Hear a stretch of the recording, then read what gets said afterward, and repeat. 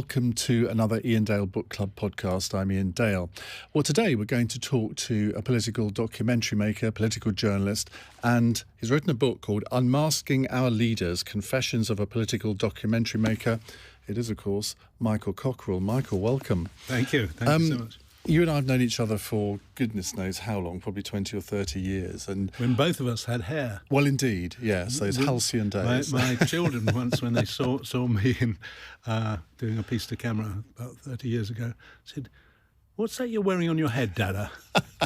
I said, "It was my hair." And they said, "Well, what happened to it? Did it fly away?" It was about right. Well, I think we both had quite a lot of hair, I seem to remember. I remember seeing you interviewing Margaret Thatcher many, many, many years ago with a fine head of hair. Fine. Anyway, we're not here to talk about hair. I mean, let's start off with the kind of documentaries that you made. We'll come on to your earlier career in a moment, but you made profiles of politicians like no one else did before or I think has done since. What gave you the idea to sort of develop this genre? I suppose the idea came back to when I first started working for the BBC, and there was a guy called Bob Mackenzie, Professor Bob Mackenzie, who doubled as a TV presenter and a professor at the LSE.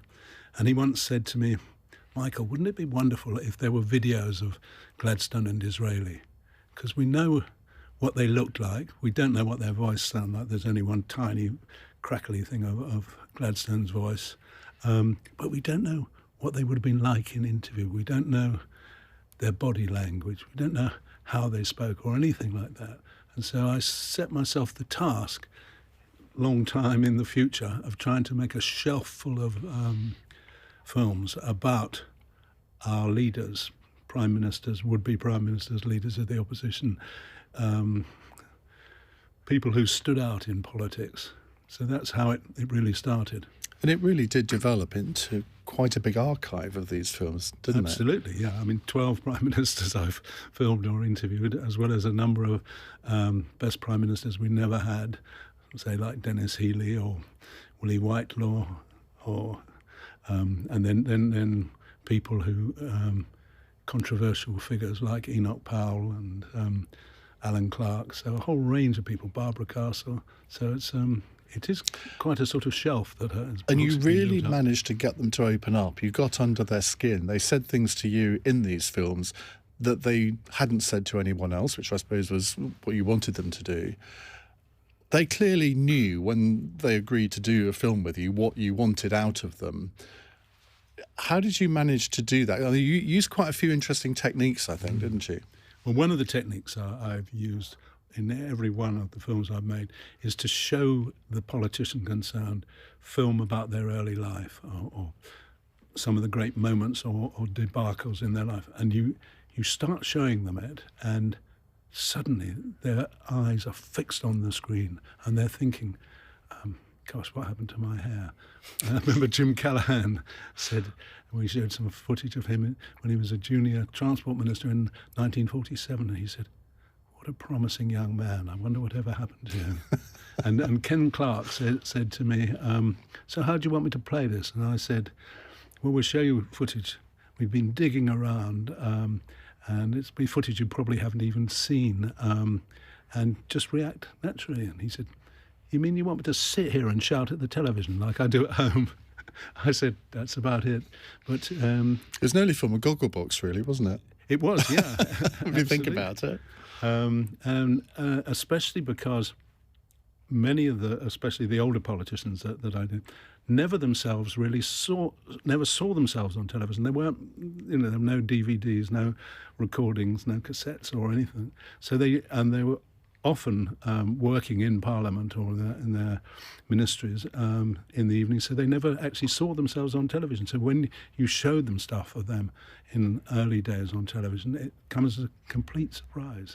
And many of them say, like Ken Clark said, "Gosh, I was much posher in those days." Interesting. And a lot of them, believe it or not, don't actually like watching themselves on television. Margaret Thatcher hated watching herself on television. Yes. Yeah, I mean, that she said, I remember in the 1987 election, were dominated by these big TV interviews, Robin Day and others, I said, what do you think about these big set-piece interviews? She said, I hate them. I hate them. I hate them. And she felt the same about watching herself on television. There's an interesting anecdote you tell in the Love Tory chapter on Alan Clark, where you show him a picture of a film of his wedding, which he had never seen before, I thought, well, that's incredible. Yeah, his wedding was filmed because he was the son of Lord Clark of Civilization, and so he was famous. His father was very famous indeed, and he was marrying a beautiful young woman who was half his age. She was 16, and he was 28, and he said, "Look at her." As he watched this footage which he'd never seen before, he said, "Look at me. What a terrible prat! Someone who gets such a beautiful young woman to marry him, and she's wearing very, very slim waist." And that was just to show that she wasn't pregnant. He was quite a character, wasn't it? And you made that film, I think, to coincide with the publication of his diaries. Exactly. Was it 1998, I think? Was it before that? No, it was before that, I think, wasn't it? I think it was earlier than that. How did you persuade him to take part in the film? He said to me, flattery. That's, you want to make a film about me for an hour? That'd be lovely. I bet it wasn't always so easy. It didn't take much persuading in that sense. But I did say to him, I hope you're going to do this for a nominal fee, because all the other big people I've done have done it for a nominal fee or nothing at all. And he said, nothing's worth doing unless you're doing it for money. I said, but Dennis Healy, Bernard Ingham, both of them, notoriously tight with money. They did it, and he said, well, they're tight with money. I'm rich. I need more. That's how you get rich, I suppose, isn't it? But there's also another anecdote you tell about that where he wanted to see it before it went out. Right. Just to relate that tale. Yeah, we decided that we would show Alan Clark and his wife the film before it went out, but we said you have no editorial rights on it at all, but there's already a great deal of interest in it, and if the journalists ring you up for a quote, no, you haven't seen it, it'd be boring if you could just say, oh, I haven't seen it.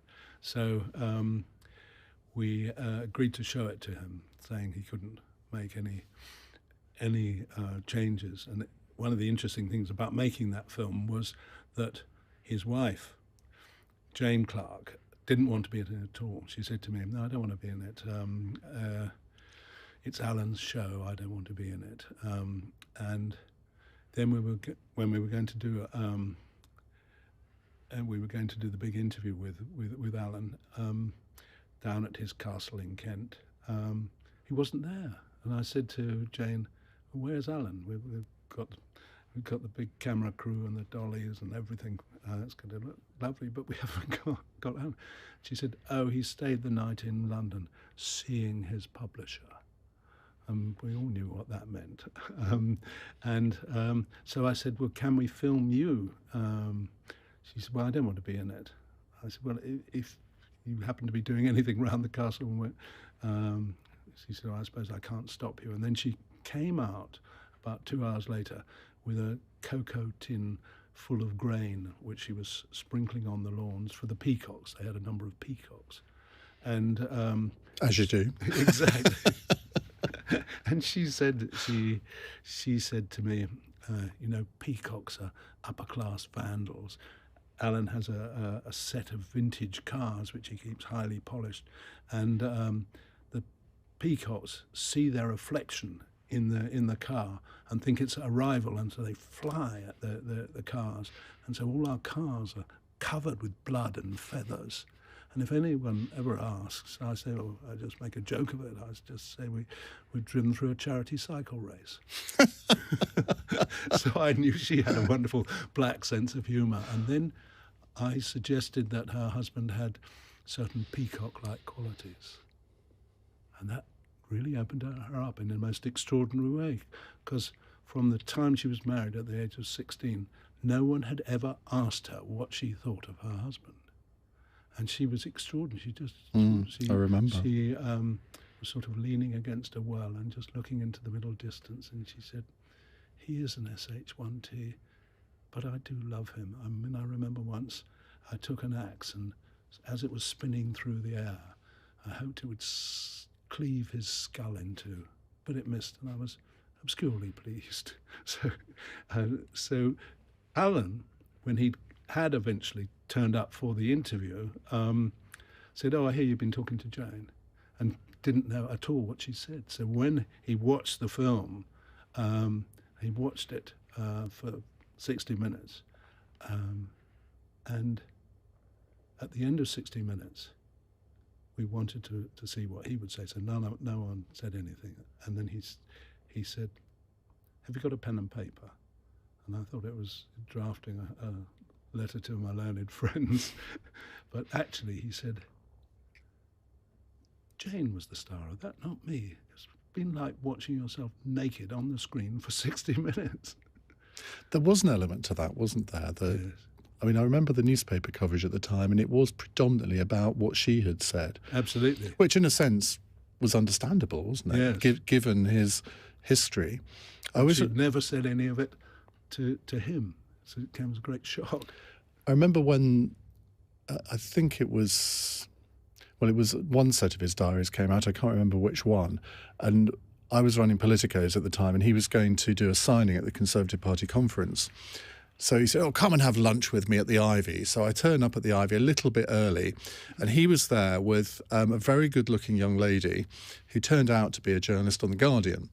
So he said, "Oh, come and join us." I said, No, it's fine. No. So he insisted. And he was just such a lovely man to talk to. I mean, it completely charmed me.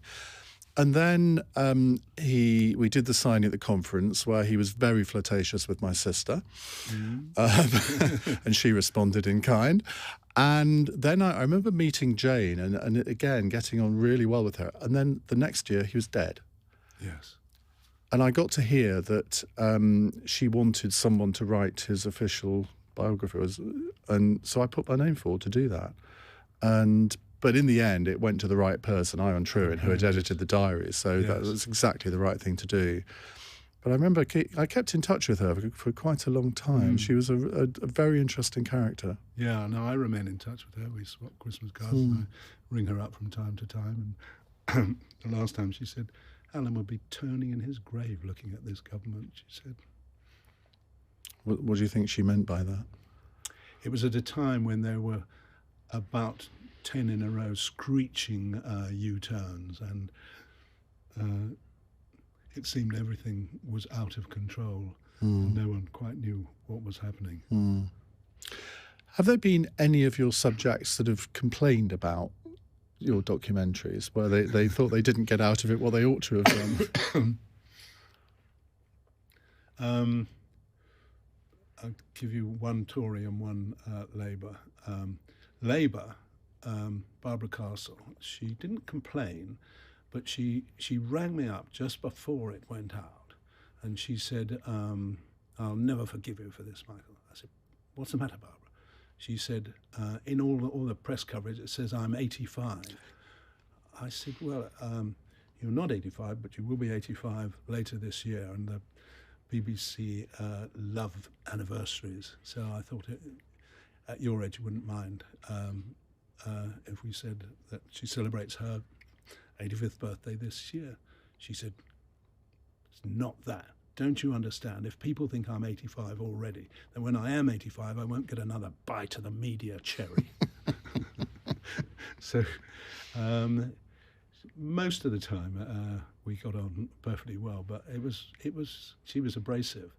The other person who was not keen on it was Michael Howard. Michael Howard, it was before the 2005 election, and we made a film called No More Mr. Nasty, about how he was trying to transform the image of the party, but somehow he wasn't very keen on it. I never quite understood why. I think it was partly he didn't like seeing himself on television, and we played him things, him watching himself on television. And also, there were a lot of skeletons in his cupboard as well. And I don't think he quite realised, because I remember when I tried to persuade him and his people and Guy Black, his PR man, I said, I'm going to do something that no rational person would normally do. I'm going to quote Peter Mandelson in my aid of this pitch. And Peter Mandelson once glid up to me at a party and said to me, "You do the most important thing it's possible to do for a politician." I said, "What's that, Peter?" He said, "You make them appear human," and then glid away, just as I might have said, might be difficult with you, Peter. But I could see Guy Black and Michael Howard make him appear human. That's a good idea. But the thing is with Michael Howard is that on a one-to-one basis, he's very funny, he's very personable. Yes. And yet he never managed to translate that on the screen, did he?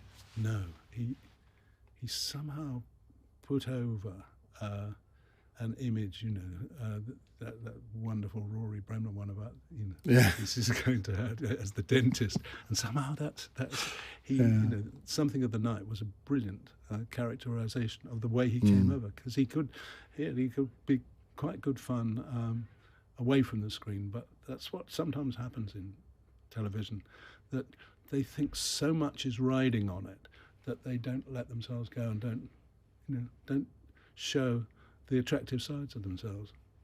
Now, in the book, you talk about all the prime ministers since Harold Macmillan. You don't mention Alec Douglas-Home, I don't think. But no, I've got wonderful Alec Douglas-Home stories, but I had to he didn't make the cut. Yeah, I did interview him, and he was a wonderful guy to interview. I'll just tell you one Alec Douglas-Home story. That he went to do an interview in BBC in Lime Grove while he was Prime Minister. He said to the makeup girl, "Can't you make me look better on television than I do?" And she said, "No." And he said, "Well, why not?" And she said, "Because you have a head like a skull." And he said, "Doesn't everyone have a head like a skull?" He said, "You can imagine I was in a good mood for the interview after that." Well, let's start off with Harold Macmillan, because you liked him so much you married his granddaughter. To my great surprise. It wasn't my sort of entree into politics. She was a wonderful woman, and she's no longer with us. Anne Faber, she was called, nothing to do with the publishing firm. And she was a larger-than-life character who loved politics, and I think we sort of both fell in love with each other's love of politics. And it so happened that I was a great admirer of Harold Macmillan, partly because he was such a showman. He was the actor, manager, politician. Partly because my first week in Oxford in 1959, he came to speak to the Oxford Union, and he talked about the First World War, and he was badly wounded in the Battle of the Somme, and of his 20 colleagues who were reading classics at Balliol College. At the end of the war, 19 of them were dead, and he was badly wounded. And I think that influenced him throughout his life in terms of a sense of both the courage of his soldiers and also how there are lots of people in life who don't have the advantages that he had. He was, I think, probably the first real television prime minister, wasn't he? I mean, Anthony Eden liked to think of himself as good on television, which he was to an extent. But, of course, it should have been Churchill in many ways, shouldn't it? You tell this wonderful story about how you got hold of the only film of Churchill in front of a TV camera. That's right. Churchill was never on television, never did a TV interview. He said that he thought television was a tuppenny halfpenny Punch and Judy show, and he never wanted to be on it, and thought it had nothing to do with politics. And then came the coronation. He was Prime Minister, in 1953, and the Queen wanted the coronation to be televised. Churchill didn't want it to be televised, thought it would somehow demean it. And then when he saw the sales of TV sets doubled overnight, and everyone in the country went into, because most people didn't have television, so there were, I remember these big parties of 30 people in a room watching a 12-inch television set. And Churchill realised this was a possible medium that he should learn to use, because he'd been fantastically effective on the radio during the war. So he arranged, he asked his broadcasting officer, a wonderfully named woman called Winifred Crum Ewing, to have a screen test made, and she arranged in top secret to have this screen test made. And when we were researching for a film about politics and television, we learnt that this screen test had been made, and luckily Winifred Crum Ewing was still alive, although she was in hospital, and we went to see her, and she told us all about the film, and she said, "Well, you seem a very nice young man. Here are the keys of my house. If you go up to the first floor, under the bed, which is my bedroom, you will find a can of film, of 70mm film."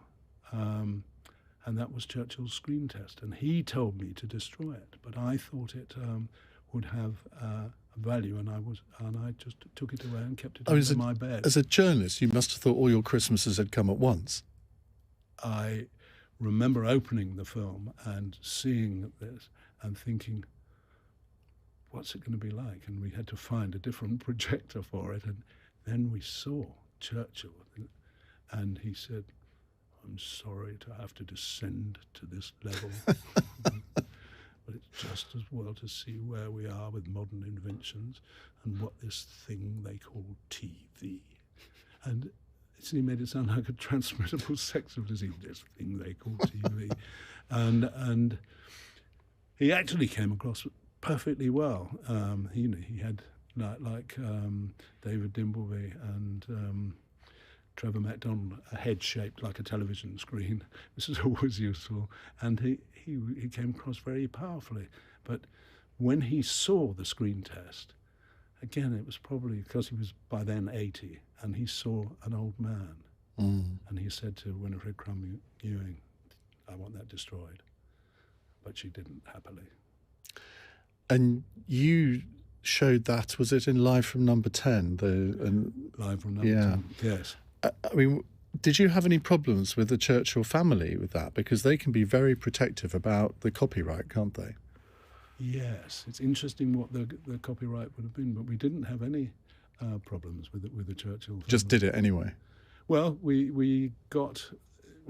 had Mrs. Crum Ewing's permission, and her son Humphrey Crum Ewing said that would be fine, and never heard anything from the Churchill family. Because copyright is a real issue with a lot of these films, isn't it? Because you're using a lot of archive footage, which the BBC then has to pay fees for to Getty or whoever. And I remember at Politicos we talked about trying to release all of your films on DVD, and it was just impossible because you wouldn't. There was nothing in the contracts about DVDs because they didn't exist really when some of the films were made. So it just proved impossible to do. And it was also, as you say, because I often draw the films, the library film that I show them from many sources. So you'd have to pay many different TV channels for. It's very frustrating because the way we live now, we expect everything to be on YouTube. Yes. And yet, if any of your films were ever put on YouTube, no doubt they would have to be withdrawn immediately because of that reason. That must be very annoying for you. That's not quite the way it's worked at the moment. There are a number of my films, I'm happy to say now, on YouTube. I think, at the beginning of YouTube, the BBC particularly was very fussy about it, but I think they sort of have allowed it to happen. Although some films, they withhold their permission for it. There is a film that I made about Mrs. Thatcher, which included her going on Jim Will Fix It, Jimmy Savile, and I think the BBC withdrawn, so that bit of film will not see the light of day. It's in the secret vault of the BBC. Let's talk about Harold Wilson and Ted Heath, because you kind of have to talk about them together in a way, don't you? I mean, you had some fascinating conversations with both of them. I remember the film you did on Ted Heath, and you kind of, again, it's a bit like with what some of the others, you get into him in a way that others don't, because he does have this sort of facade in front of him, doesn't he, where he'll go so far but no further. Yeah. And there's also, I remember reading in the book, I can't remember what it was about, but there was something where, was it about a girlfriend? Yes. Where he said something and said, "Can we do that again?" And then completely changed what he'd said initially. I think there are two different things I think you're mixing up. I may well be. But we did get further with him talking about his girlfriend. She'd been his girlfriend in Broadstairs, where he'd grown up, and then he went to the war. And after the war, it was expected that the colonel, as he then would marry his pre-war girlfriend, who Kay Raven. That was her name, wasn't it? Yeah. That's what she was called exactly. And I said to him, many people thought that you might marry her after the war. Yes. What happened? He said, she married someone else. And I said, well, I heard that you kept a photograph of her. Yes. By your bed. Yes. And then he didn't want to say any more. And what was interesting, he was opening up just a bit. And I thought the next time we interviewed him, it would be further, but the gates were slammed shut. And one of his closest friends, Sir Robert Armstrong, I said to him afterwards, I was finding difficulty getting him to open up. And Armstrong said, I've known him for 60 years. You got more out of him in your 60 minutes than I have had in 60 years. So that was nice. Just one thing about Ted, he was, when you went to interview him, he sought to destabilize you from the start. I remember he once said to me, do you have the usual list of boring questions? I said, afraid so. And we did the interview, and it went a bit better than usual. And I said, did you think the questions were as boring as usual? He said, oh, yes, but infinitely more irrelevant. It's interesting what you say about politicians who deliberately try to put an interviewer off before you start. I mean, Peter Mandelson, I think, I've only ever interviewed him a couple of times, but he'll always say something just before you start that makes you think of sort of, well, should I ask that or not? Yes. And it's quite a clever tactic, I suppose, in a way. I mean, Ted Heath, I remember him coming to do a book signing when his memoirs came out, which I don't think he wrote a word of. He came to Politicos to do a book signing, and I was really nervous because I'd heard he could be just monosyllabic, and I was thinking, oh, God, this could be awful, and what if no one turns up? And he could not have been nicer. Very sort of vivacious almost. I mean, really forthcoming. And I suppose it was because he knew that he had people coming to pay homage to him. Yes, absolutely. We had that vivacity when we took him back to Broadstairs. Yeah. And I remember the car arrived and opened the door, and he got out and he said, "Smell that air, best air in the world." And we did we said we'd have lunch and then do the interview afterwards. And he had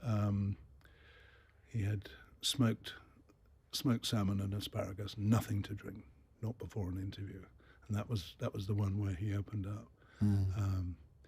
He had quite a good black sense of humour. I learnt that he'd rung his office on the day that Mrs. Thatcher fell from power, And I said, I heard that you rang your office and said, rejoice, rejoice. He said, oh no, that's completely wrong. I rang my office and said, rejoice, rejoice, rejoice. She'd only said it twice. And suddenly he's going, and that was one of those ones where, you know, I got the piece of information, and how was he going to answer it? It was quite fun. Have you seen Michael McManus's play Maggie and Ted? That is twice now. Have you? Yes. I mean, I haven't seen it yet, but I've interviewed Michael about it.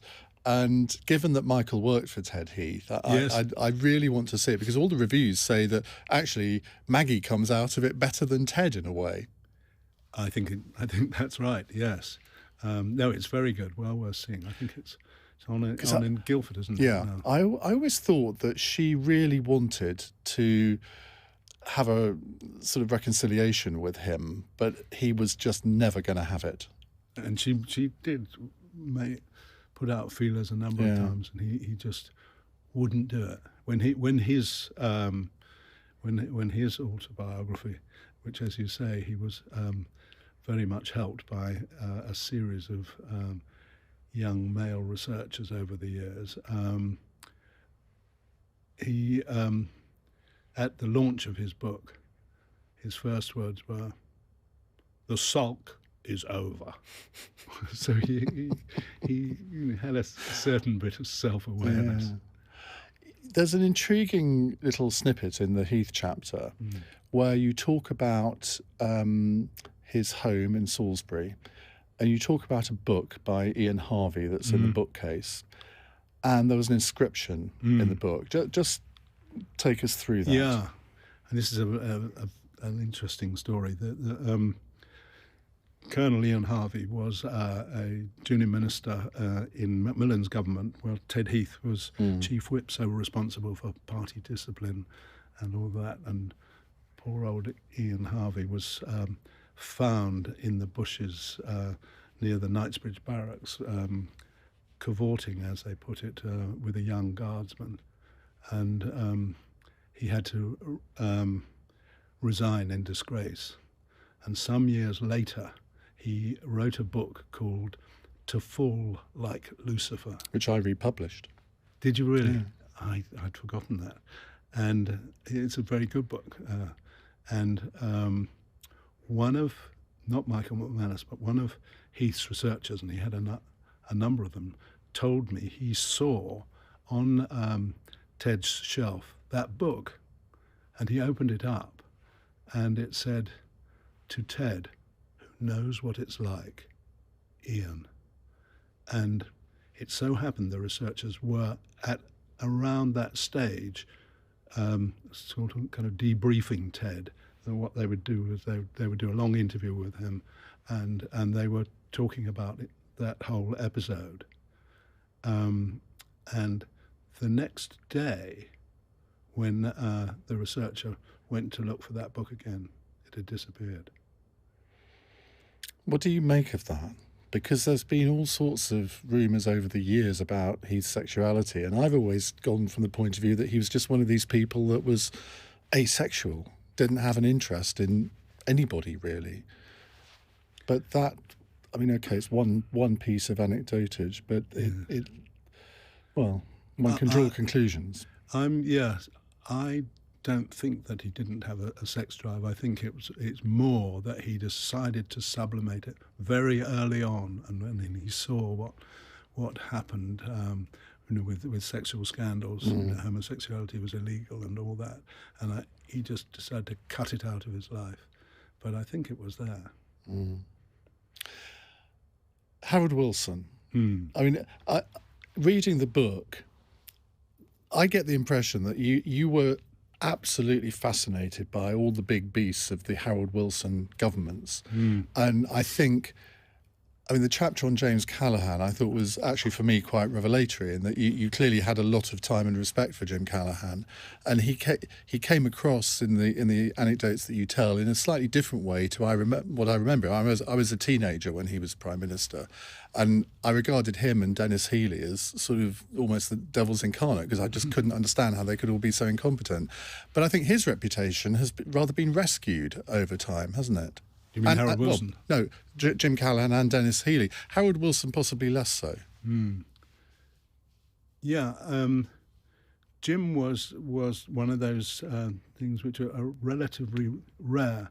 A prime minister who actually went up in stature after he left. Many of them, sadly, for various reasons, their reputation goes down after David Cameron. Exactly. Jim was it's interesting. I once said to him, because we'd had a set to, and I'd suggested that he was trying to bully me, and he said, "I never bully people except who are lower than me. I only bully people who are my own size." I said, "But I was a junior reporter, and you'd held 3 of the great offices of state and were to become prime minister, so we weren't remotely equal in stature." And he said, "But you went to university, didn't you?" And he always thought, how revealing. That people didn't take him seriously as they should, because he didn't go to university. John Major had a bit of that as well, didn't he? Exactly. And it's a very difficult thing if you think you're being sort of pandered to and looked down by your colleagues. I remember Jim did say in the end, he said, "But they all went to Oxford, but they didn't become prime minister, and I did. I don't know how clever I was, but I became prime minister." So he got his own back. And Harold Wilson was always considered very clever, not least by himself.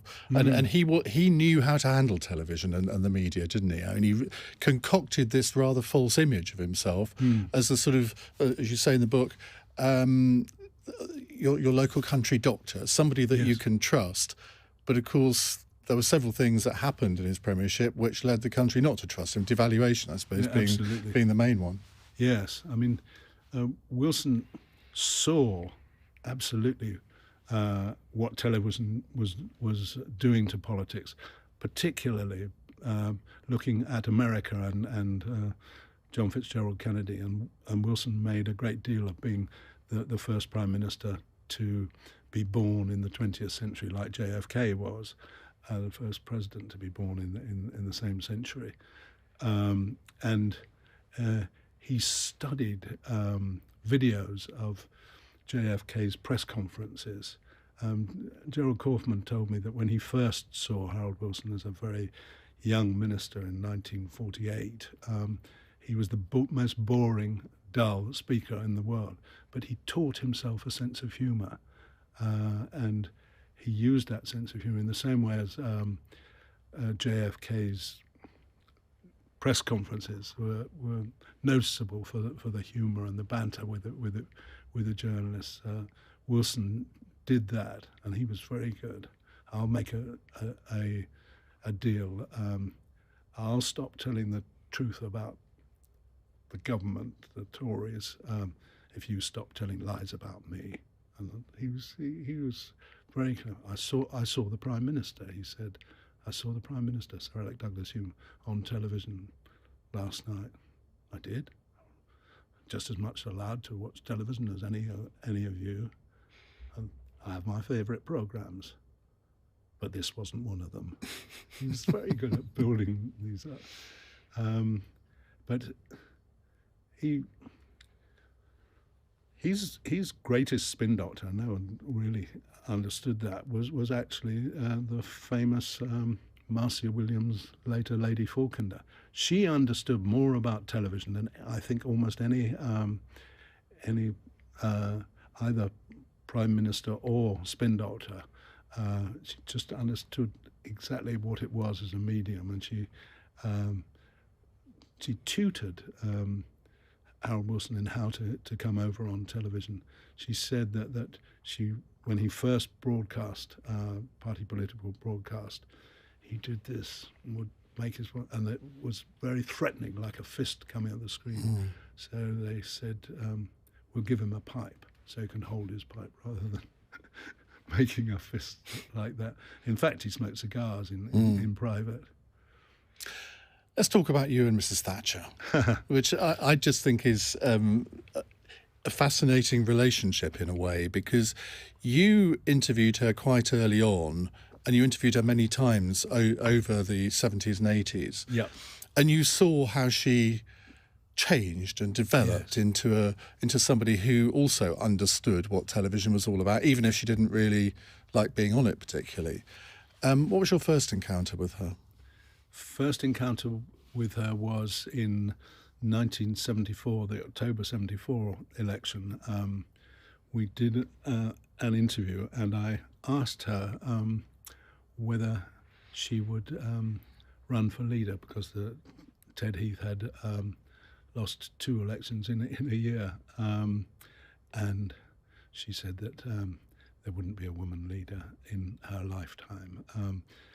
Unfortunately, we were recording this because there was a broadcast going on from elsewhere, and the BBC never put it out. When I tried to find it, it had gone because it had not been transmitted.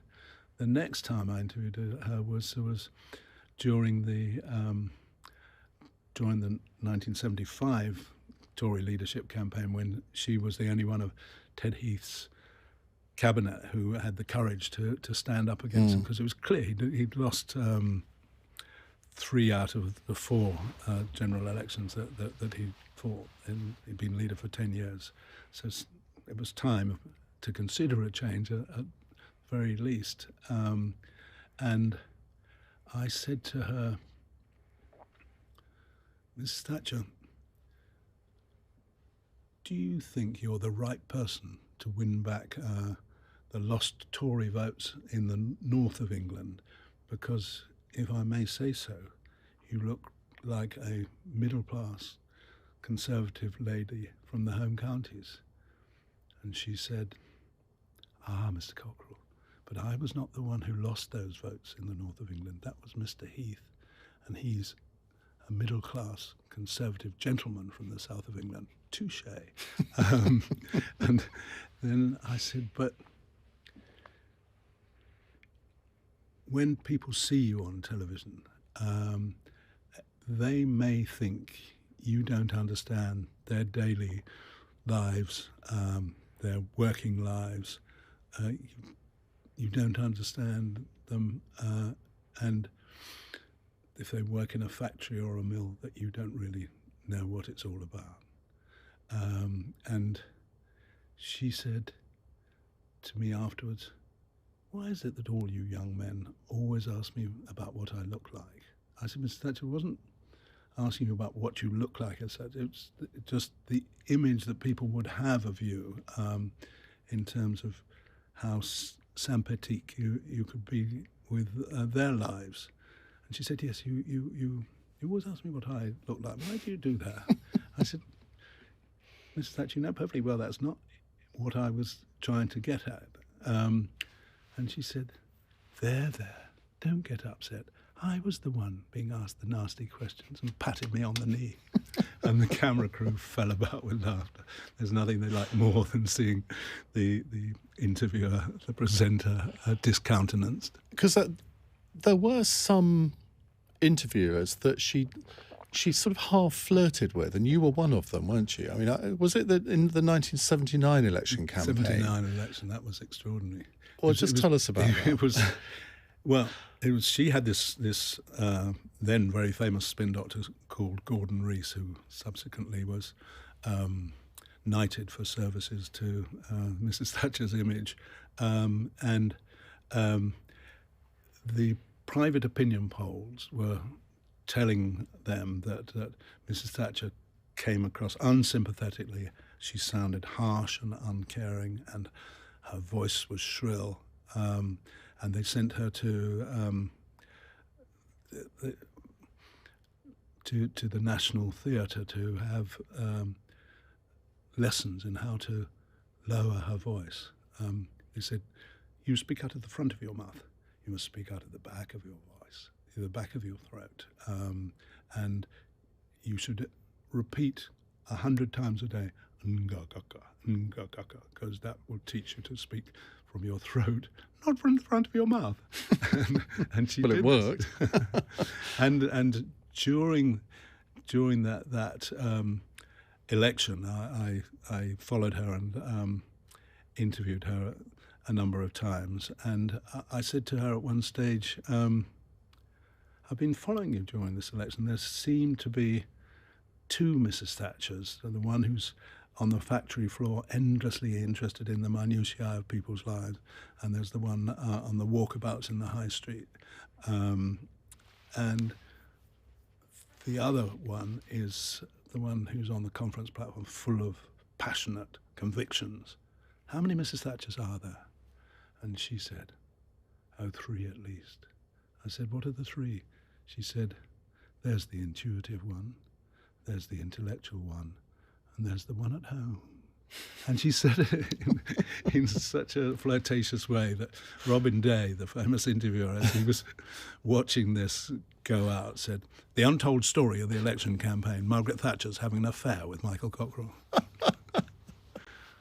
But she did have a certain allure with some men, didn't she? And, oh, yeah. And she found a certain type of man quite attractive. Yeah. I mean, Alan Clark being one that we talked about, Cecil Parkinson seemingly being another, and Michael Cockerell the third. Well, she was quite off-putting when you would go to interview her in Number 10, and she would come up to you and say, Mr. Cockerell, and then... What a wonderful silk tie. That's just quite destabilising. I should explain for people listening, Michael was sort of touching what would have been... Did she actually touch your tie? Yes. She ran... You see, that's very flirtatious, isn't it? That was very flirtatious, yeah. I enjoyed it. Was that designed to... Is there anything you'd like to confess in this interview, Michael, about that? Gentleman never talks. No, I won't push you like Paxman on that. Let's move forward to sort of Blair, Brown, Cameron era. How did you find dealing with the New Labour communications machine? That's interesting. I'll just give you just a bit of background before that, because I did know Tony Blair. The first time I saw Tony Blair, pointed a camera at him, was in 1982 when he was standing in the Beaconsfield by-election during the Falklands crisis. So he, because things began to go well, he had no chance in what's one of the safest Tory seats in the country. And my first line about him in the film was the Labour candidate, 29-year-old Tony Blair, looks like exactly the kind of young man that the matrons of Beaconsfield would like to see taking their daughters to the Conservative dance. And I thought, this is a grinning public school boy, and I will never see him again.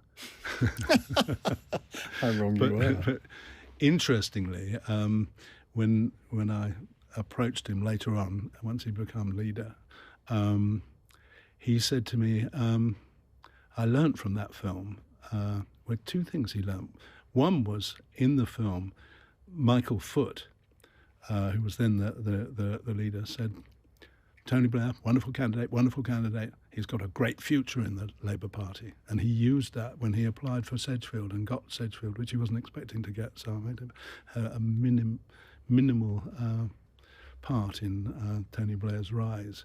But when I went to see him to try and persuade him to let us in while he was still leader of the opposition, he said, I remember that film that you made. You filmed me in front of a graveyard, a church graveyard. I said, it wasn't any old graveyard. It was the graveyard in Stoke Poges where Gray had written his elegy. And there was a line in his elegy that I thought summed up your chances in the election, in the Beaconsfield by-election. Full many a flower is born to blush unseen and waste its sweetness on the desert air. And He said, yeah, I learned from that never to be filmed in front of a graveyard. But the interesting thing was we didn't film him in front of a graveyard. We filmed the graveyard, but we never filmed him in front of a graveyard. False memory syndrome. Exactly. But it took me 6 years to get Mandelson, Blair and Campbell to let us in to film behind the scenes in the famous Labour spin machine.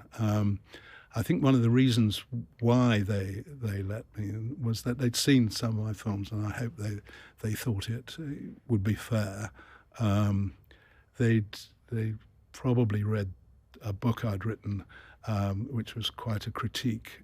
I'd wrote it with Peter Hennessy of the lobby system, and I think they thought that if I was allowed in to see how they worked, they would see that it's actually much more complicated than just spin, and that I would give them a fair crack of the whip. I think that was why they let us in, because Alistair Campbell said the Tories are making so much about spin against us. It's become like the way we use sleaze against them, and so I used the phrase. Blair and Campbell think they're more spinned against than spinning. They thought that all journalists had their own agenda, and if we filmed fairly, we would see this was not just a one-sided battle. But it was interesting that one day Blair came into Campbell's office. It was Blair was wearing shirt sleeves and Campbell was wearing a suit, and it looked like the naughty boy coming into the headmaster's study. And I sort of doorstepped Blair inside his own building, and he said, "There's so much rubbish that's talked about spin, as if we spend 24 hours a day trying to spin it to win the next election. It's not like that at all. I'd be the happiest person in the world if I didn't ever have to have anything to do with presentation, but you can't in the modern 24-hour media world let a story go. Otherwise people will say, why are you doing that? And you're not doing it at all. He said, but people should know that I spend my whole time thinking about how we can do things to make the country better. That's the only thing that really matters to me. And Alistair Campbell, watching this, said, on camera, and that's why he spent the last 7.5 minutes talking to Michael Cockerell. So he blew his client right out of the water. Have you been watching this series, the New Labour Revolution? I have, yes. Because I think it's made by the same people that did the Margaret Thatcher one, which absolutely. I have to say, I think they're brilliant series. Yes. But they've completely stolen your act, haven't they? In that they keep the camera, they do an interview with somebody and they ask a controversial question. The subject of the interview says something quite deep and meaningful, then stops. And the interviewer doesn't say anything and just keeps the camera on them. And you learn so much by their facial expressions and their whole demeanour. Gordon Brown particularly. Yes, absolutely, because he can't control it. No. Expression. No, I think they've done very well, and their use of archive is very clever. Not only what you're saying as keeping on filming when people don't necessarily know they're going to be filmed like that. They use the reporting that was going on at the time. So it does take you back and you get the feel of what it was like in those days. What do you make of the state of current affairs television at the moment? Well, particularly the kind of programmes that you used to make. They don't seem to be made nowadays. I mean, Laura Koonsberg does the odd one, Nick Robinson maybe, but they're few and far between. And I wonder whether I feel and I'm sure I'm not a typical viewer, but I feel shortchanged at the moment. Yes, I think there have been some rather brilliant programmes in recent months on the BBC, but they are very few and far between. And somehow there's been a feeling that television was too much made by sort of middle-aged, middle-class men who are white. And so there's less. We really ought to issue an apology, didn't we? It is a shame, though, I think. And I think this is where the whole trust in politics thing comes in, because if you don't see behind the masks occasionally, you don't get the full picture, and all you see at the moment are the combative interviews on television or indeed on radio, and there's no nuance there at all. And sort of what your programmes did provided that nuance, I think. Yeah, I mean, going back to what I was saying about Mandelson, you make them appear human. He's kind of saw that as a spin doctor's take, the best thing you can do for a politician. It's not that. I try to bring out the humanity which is there, which is disguised with two men in suits sort of interrupting each other. But then I had the luxury of filming for weeks and weeks. Indeed. Let's finish off by talking about Cameron and Boris Johnson, because I remember in the 2005 leadership contest, you were trying to persuade me, when I was David Davis's chief of staff, that he should cooperate on one of your films. And you said when it didn't happen, I'm interrupting you, you said when you told me that you weren't going to cooperate, but you said that when David Davis holds his first cabinet meeting as leader, you'll be there, you'll have access. Did I say that? You did. Did I? I've totally forgotten that. Sorry, yeah. But, I mean, that was a really interesting, because you were quite persistent, I remember, in trying to persuade... Yeah, absolutely. And at that point, he was so far ahead that everyone thought he was going to win. And so the logic was, well, why would we do something which could be quite risky? Because I mean, it could have been that you could have uncovered something totally revelatory that could have scuppered the whole thing. But the other part of me desperately wanted to do it, because I knew that people needed to see another side of him. But it was, I'm afraid, never going to happen. But you did a lot on Cameron and indeed Boris Johnson. I mean, we haven't got long. So Boris Johnson, I mean, the film that you made of him when he was Mayor of London, what's changed in him since then, do you think? If anything. Well, I always thought that there were a couple of things in that film which sort of summed up some of the things about him. Going right the way back to Eton, when he was in the school play in Eton, and he would never learn his lines. And the school play would turn into a hilarious dialogue between him and the prompter. And people would come just to see this. And I said to him, has that been a lesson for life, that you can get more laughs if you don't learn your lines than you do? He said, well, Michael, if what you're saying is perhaps I sometimes may give the impression that I don't know what's going on when I really do. Well, sometimes I don't really know what's going on, and they can't tell the difference. And I think that's one of the things, which is he's very much a fly by the seat of your pants. And he's also someone who gets enthralled by his own, inebriated by the exuberance of his own verbosity, as they said about Disraeli. And he's never quite sure where the sentence is going to end. But I think we saw that. I think also when we showed the famous shots of him on the zip wire, and getting stuck holding Union Jack in both hands. And he said, what you've got to remember, because we showed him this, and he fell about with love, because he'd never seen it, certainly never seen it on the big screen like that. He said, what you've got to remember, Michael, is that's not only dangerous, but it was chafing starts to occur.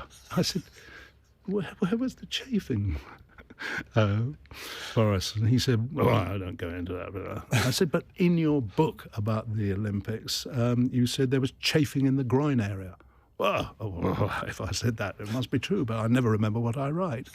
And I always thought chafing in the groin area might be a good title for a biography of Boris. But when David Cameron saw that, the original film of him getting stuck on the zip wire, he said, with any other politician in the world, it would be a disaster. But with Boris, it'll be a great triumph. He defies all forms of gravity. Which is a massive strength for any politician, isn't it? Yes, if you can defy and he still all forms of does gravity. defy it now. Yes, exactly. And that's what I think a lot of people never seem to understand.